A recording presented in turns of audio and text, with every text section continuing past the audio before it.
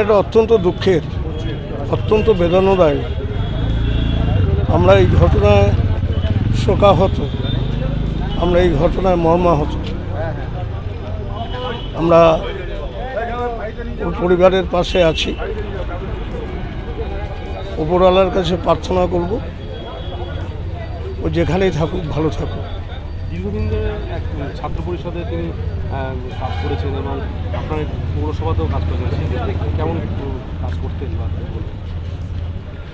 একটা ছাত্র যুব করে আসা লিডার, তো ওর মধ্যে প্রাণ ছিল, ওর মধ্যে ছিল ছাত্র যুব যখনই কোথাও কোনো বিপদে পড়েছে বা তাদের হয়েছে, ও সবসময় তাদের পাশে থেকেছে। শুধু ছাত্র যুব না, মানুষের পাশেও থাকতো। আমরা দুঃখিত, আমরা মর্মাহত। কাউন্সিলর হিসেবে কেমন?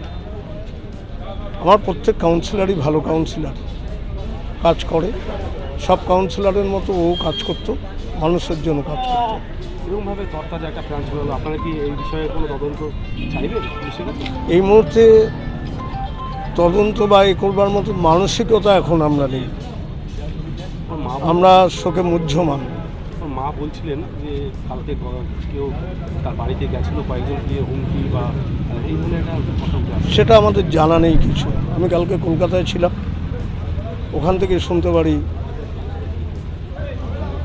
যে নিজের জীবনটাকে বিসর্জন দিয়েছে। তাই কোথায় কি ঘটেছে না ঘটেছে আমার কিছু জানা নেই। কোনো শত্রু বা কাজ করতে গিয়ে কোনো সমস্যা আমাদের কাছে সে ধরনের কোনো কথাও বলেনি। আমি চেয়ারম্যান, হরিণঘাটা মিউনিসিপ্যালিটি, দেবাশিস বসু।